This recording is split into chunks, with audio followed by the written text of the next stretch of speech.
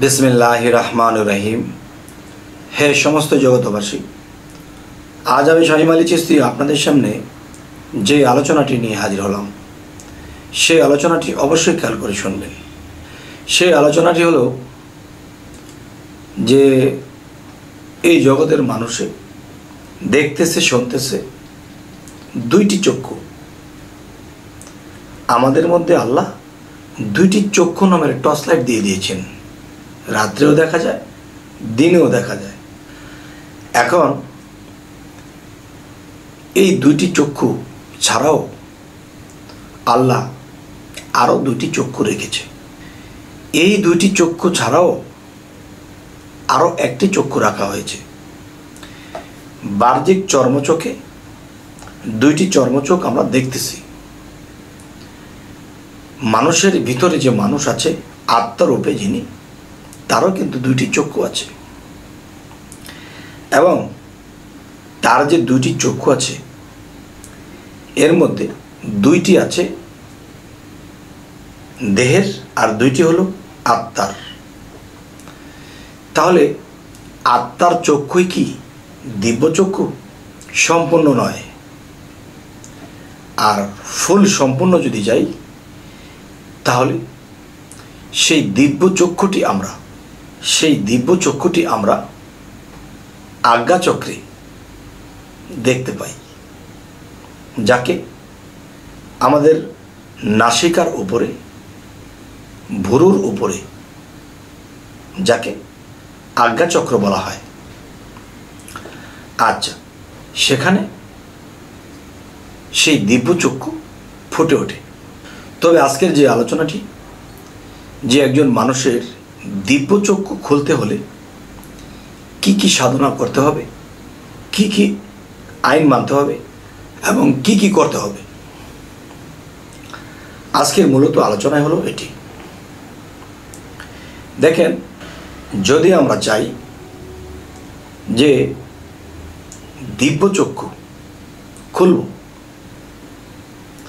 তাহলে কয়টা সাধনা লাগবে এবং সেই সাধনাগুলো মুর্শিদের কাছে নিয়ে তখন কোন কোনভাবে কোন নিয়মে এটা করতে হবে এবং সাধনার পাশাপাশি আপনার আমার চরিত্রটা কি হতে হবে।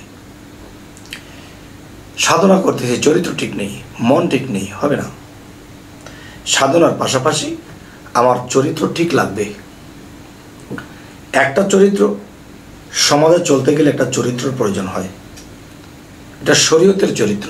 আরেকটা হলো হাকিকত ও মারেফাতের চরিত্র লাগবে। সেই চরিত্রটি হলো, দেখুন যে রেচক পুরক কুম্ভক, এ তো আছেই। সবচেয়ে বড় মূলত বিষয় হলো আপনি যখন রাতের গভীরে সমস্ত কিছু যখন নীরব হয়ে গেছে, সেই নীরের দেশে রব আসে। আচ্ছা, সমস্ত কিছু যখন নীরব হয়ে গেল, তখনই কিন্তু কি করতে হবে? ধ্যানের দেশে ডুবতে হবে। আর এই ধ্যানের দেশে অনেকে আছে এমনি সেমনি চলছে, কোনো দিকে মন নেই, একটা কাজ করছে কোনো দিকে মন নেই, এক মনে কাজ করছে। কিন্তু যেই ধ্যানের দেশে যায় তখনই অনেক কিছু মনে পড়তে থাকে। এই জিনিসটা মনে আসে, ওই জিনিসটা মনে আসে, ব্যবসার কথা মনে আসে, বাড়ির কথা মনে আসে, গাড়ির কথা মনে আসে, নারীর কথা মনে আসে। কেন? ধ্যান করব আমি কার? রাসূলের ধ্যান, আল্লাহর ধ্যান, মুর্শিদের ধ্যান। আমি সেই ধ্যান করব। এখন সেই ধ্যান করতে গিয়ে দুনিয়ার অনেক কিছু এসে যায়। তাহলে আপনি কি ধ্যান করবেন?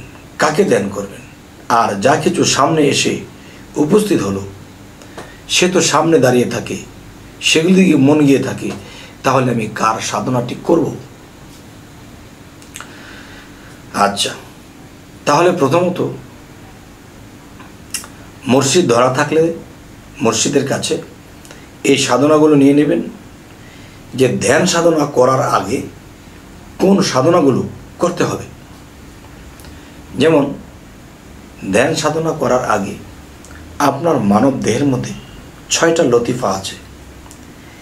এই 6টা লতিফা কিন্তু আলোকিত হবে, আর সে জায়গায় অন্ধকার হয়ে আছে, আর সেই অন্ধকারের মধ্যে শয়তান বসে আছে। যখনই আমি ধ্যানের দেশে যাব তখনই শয়তান আমাকে অসুয়াশা দিতে থাকে, বিভিন্ন কিছু মনে করে দেয়। তখন আমি যার উদ্দেশ্যে ধ্যানে বসেছি তার খবর নেই, তাকে স্মরণ করছি না, আমি শুধু স্মরণ করছি কাকে? আমি শয়তানের প্রবঞ্চনায় পড়ে দুনিয়াবি আমার সামনে হাজির, এটা নিয়ে বসে আছি। তখন আমি যে আল্লাহ ও রাসূলের ও মুর্শিদের ধ্যান করব আমার দ্বারা হচ্ছে না। তখনই কি করতে হবে? যে এই 6টা লতিফা ঘুরতে হবে, এবং কি করে ঘুরতে হবে এটা কিন্তু আপনার মুর্শিদ আপনাকে দেখিয়ে দেবে। আমি দেখিয়ে দিলে হবে না, আর আমি ইউটিউবের মধ্যে এগুলো দেখাতে যাব না। তো এখন বলতে পারেন দেখাতে পারবেন না, তো এই কথা বলেন কেন? দেখেন, পুঁজি থাকলে ব্যবসা হয়। তাহলে আমার কথাটা যদি আপনার অজানা হয়ে থাকে, তাহলে এই কথাটা আপনি জেনেছেন যেহেতু এটা একটা পুঁজি হয়েছে, যান নিজের মুর্শিদের কাছে যাইয়া এই সাধনাগুলো চেয়ে নেবেন এবং কি করে করতে হয় তা জেনে নেবেন। আমার কাছে যারা আসে, যারা আমাকে মানতেছে, আমি তাদেরকে দিচ্ছি। তবে ইউটিউবে এটি দেখানো আমার ঠিক হবে না, তবে যথেষ্টভাবে আমি আপনাদেরকে ইঙ্গিত করেছি যে 6 লতিফার ধারে ধারে শয়তান কেমন করে ঘুরে তারে যদি কেউ তাড়াতে পারে তাহলে সে কিন্তু ধ্যানের দেশে ডুবতে পারে। তাহলে ধ্যানের দেশে যদি ডুবতে হয় তাহলে 6 লতিফার মধ্যে আলোকিত সৃষ্টি করতে হবে। কালবের জিকিরটা করে নেবেন বেশ কিছুক্ষণ। কালব রুহের থেকে কালবে জিকির করে এবং 6 লতিফার পাশে পাশে ঘুরে তখন আপনি নিজেকে আলোকিত করেছেন, নিজেকে প্রস্তুত করেছেন। এখন আপনার মন আল্লাহর দিকে আছে, রাসূলের দিকে আছে, মুর্শিদের দিকে আছে, তিনজনে মিলেই কিন্তু একজন। তবে যখনই আপনি মন একাত্র করেছেন তখনই কি করবেন? ধ্যানের দেশে এভাবে ডুবে যাবেন। যদি কেউ আটলান্টিক মহাসাগরের তলদেশে ডুবতে পারে তাহলে সে হীরার দানা টোকায় আনতে পারবে, আর যদি ভেসে যায় তবে আর তার দ্বারা হলো না। তো এখন আমি যে কথাটি আপনাদেরকে বলবো